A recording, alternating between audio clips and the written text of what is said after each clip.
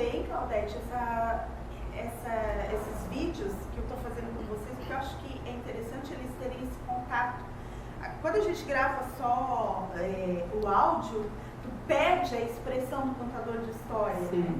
Então eu acho que é isso que é legal, a gente mostrar o quanto o contador tem expressão, né? Ele é expressivo mesmo. Deixa eu só colocar aqui também.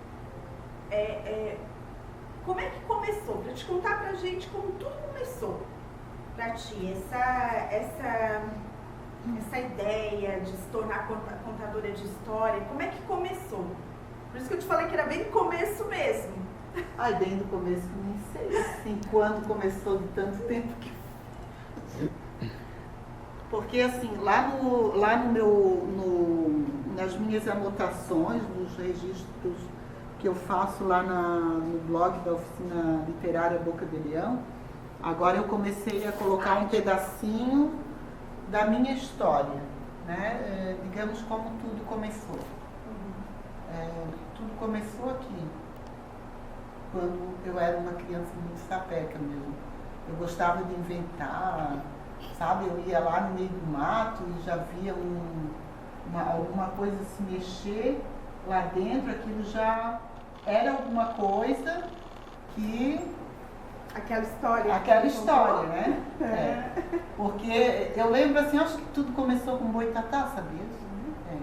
Tudo começou com Boitatá, porque aqui no Pantanal, onde nós moramos, é perto da Universidade Federal, a gente morava numa chácara onde eles diziam que tinha uma cobra grande que à noite ela passava com a cabeça de fogo para proteger os potes de barro cheios de ouro e prata que os antigos haviam enterrado, não sei o quê. E à noite aquilo ficava fervendo na minha cabeça, assim, cheia de coisas. E eu lembro, mas eu era pequena, assim, eu lembro de tudo isso, assim, que eu saía de casa à noite, que não tinha luz na rua nem nada, e ia para o quintal no fundo da casa, e eu juro que eu via as bolas de fogo assim andando dentro do mato. E eu dizia para minha mãe, isso é lampião, a do Leonardo Boff. Aí ela estava junto. E onde é que tu escolhe, como é que tu escolhe o teu repertório? O meu repertório é assim, eu preciso ter a minha sacola cheia. Tá? Uma sacola? É uma sacola que eu tinha, a minha sacola da memória. E agora, como eu há 2 anos atrás eu ganhei uma saia de presente da Andréia Dias, a nossa contadora de histórias da academia. A tua saia preta? A minha saia preta de 7 bolsos. E ali dentro, cada bolso tem uma história. Então, o que eu faço, dependendo do público, tipo lá no festival, que eu fui contar histórias em roda, assim, se reunir em roda, aí eu fiz uma cantiga, rodei a saia e alguém colocou a mão no bolso e escolheu aquela história. Alguém da plateia. Mas e que histórias tu costuma colocar assim no bolso? Eu gosto mais de contar histórias de bruxas, né? Então tem mais de bruxas. Da Dona Carochinha, eu gosto. Tem autores contemporâneos, assim. Os contos do Leonardo Boff eu gosto. Né? E tem nos bolsos? Tem. Lá eu contei, viu? Não, eu contei do Leonardo Boff do bolso num outro aviso que eu fui lá no festival. É que a gente não estava no mesmo contei grupo, da Mari, né? lá eu contei a história da Maricota, encontro da Maricota que tem com o diabo. Mas e o que tem no bolso para eles saberem que é para ti saber? Sempre tem um elemento, tipo assim, o Leonardo Boff tem uma pena de um pássaro. Tá? A Maricota, eu coloquei a Maricota, uma bonequinha da Maricota mesmo, uma Maricotinha. Ou então coloco o chifre do diabo. Ai, Senhor, minha mãe diz que a minha saia é um pecado. Ai, e assim, aí agora eu fiz o meu macacão também, contador de histórias, eu fiz ele com 9 bolsos, sabia que ele tem 9 bolsos?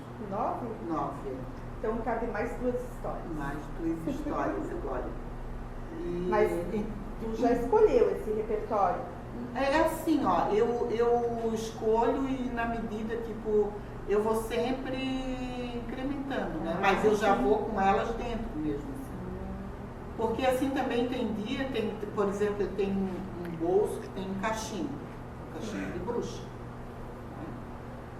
Aí eu tenho esse aí. Uma foto tua com cachimbo. Aí cachimbo de bruxa. Eu tenho um bolso que tem um nariz de palhaço. Aí todo mundo pensa que é a história do velho João. Ah, é? Do velho João, nariz de palhaço? Nariz de palhaço. Porque a história dele, ele sai de lá, montado na vassoura lá do Ribeirão da Ilha, e a vassoura traz ele até aqui na Praça 15, e aqui ele olha para baixo, tem um encontro do palhaço. E ele se desequilibra, ele ganha uma vida nova pela alegria, pelo encanto, né, dos contos que ele ouve lá de cima, ele cai no meio dos palhaços. Aí ele levanta e começa como se fosse um jovem, um menino a pular. Tá? Por isso eu tenho nariz de palhaço. Então, e dessa saia, desses elementos que tem nos bolsos, pois é. Tem uma cobra. Tem uma cobra também. Mas tem uma história que tu gosta mais de contar? Olha, eu gosto de contar, assim, histórias que não são de minha autoria, pelo prazer assim, que ela me dá, pela melodia. Para mim ela parece uma melodia, que é a história do índio, né? O índio Carajá. Tu pode contar pra gente? Assim mesmo que seja... assim. Só porque assim, eu não sou assim muito boa. Não, capaz. Ai, meu Deus. Não, Betinha, é capaz. Fazer de conta que isso aqui... Tá cheio. O índio Carajá amava a natureza. E mais que tudo, os animais e os pássaros, com os quais ele sabia se entreter, usando a linguagem deles. Certa manhã, ao ver um bando de papagaios lá bem alto, o Carajá se deu conta de que o firmamento estava vazio. Nenhum astro embelezava.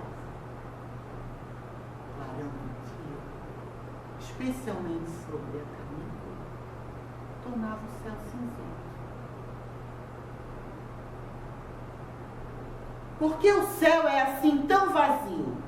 Perguntou o índio aos pássaros que estavam numa árvore próxima. Mas eles fingiram não entender a pergunta, mesmo que aquela voz lhes fosse tão familiar. O índio, com voz forte, quase lacinante, perguntou de novo. Por que o céu é assim tão vazio? Respondam-me, por favor. A raposa precipitou-se e disse, quase num tom de acusação, foi Urubu-Rei, rei das alturas, que pegou as estrelas para enfeitar seu penacho e torná-lo ainda mais resplandecente. O índio, que no fundo amava os animais, decidiu tirar limpo a questão do povo. Pegou suas armas e foi à procura do refúgio onde ele se animava. Ao vê-lo aproximar-se, disse-lhe logo no correio, você quem vem desafiar-me, pequeno, você não conhece as forças de minhas garras e de meu bico. Em poucos minutos posso ater suas veias e deixá-lo em pedaços. O índio, que amava os animais, deixou cair nessa e avançou sobre o morro. Foi uma luta longa e sanguinolenta. Se o Urubu-Rei tinha forças, o Carajá tinha habilidades de se livrar dos cortes profundos das garras e das bicadas potentes.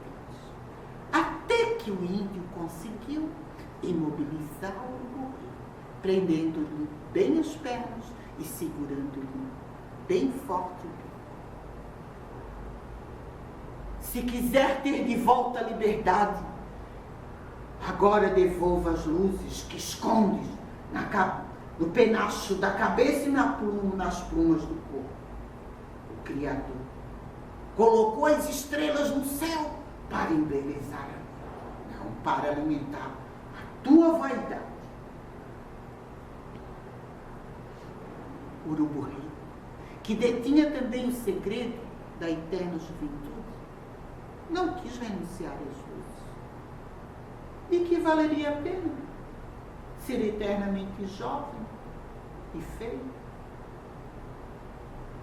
Cansado de esperar a resposta do Urubu-Rei, o índio Carajá começou a arrancar suas penas.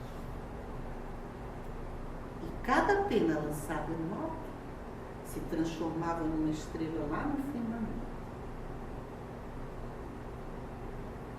Com uma parte do penacho da cabeça lançada no alto, eis que o céu se cobriu de um brilho tênue e doce. Era a lua cheia, e com outro bocado de pluma arrancada e pelando a cabeça do Urubu-Rei,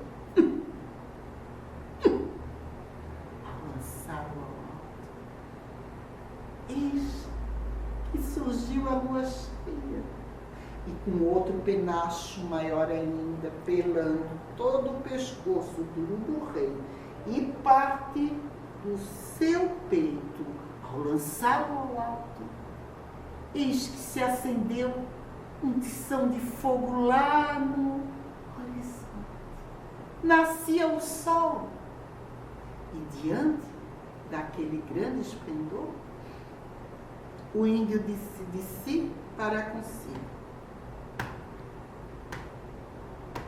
bom seria se o sol, em respeito ao brilho tênue das estrelas e a timidez da lua, se escondesse um pouco. Acontece que o sol ouviu este sussurro do índio Carajá e lhe atendeu o desejo e se escondeu. E com a chegada da noite, o Urubu-Rei aproveitou para fugir. Enquanto fugia mata dentro, ele, que agora já não ostentava mais um penacho cintilante, um pescoço luzidio, sua cabeça agora parecia mais uma casca de laranja cortada ao meio, seu pescoço um ramo de galho seco. Enquanto fugia, ia gritando em tom de deboche, tentando colocar medo no índio Carajá. Você me levou às luzes, mas ainda guardo comigo o segredo da eterna juventude. Enquanto fugia, ia sussurrando o segredo da eterna juventude. Acontece que o índio Carajá não ouviu nada, mas as árvores e os pássaros ouviram tudo.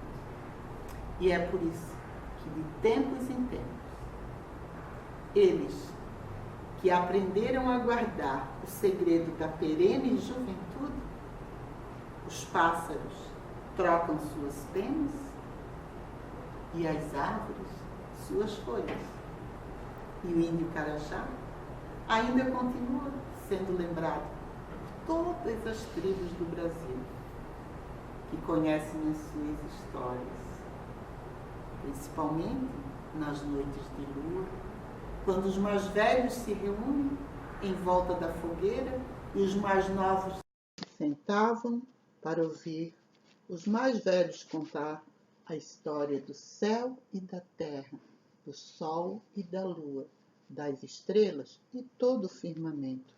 Assim, o índio Carajá ainda continua a ser lembrado nas tribos do Brasil.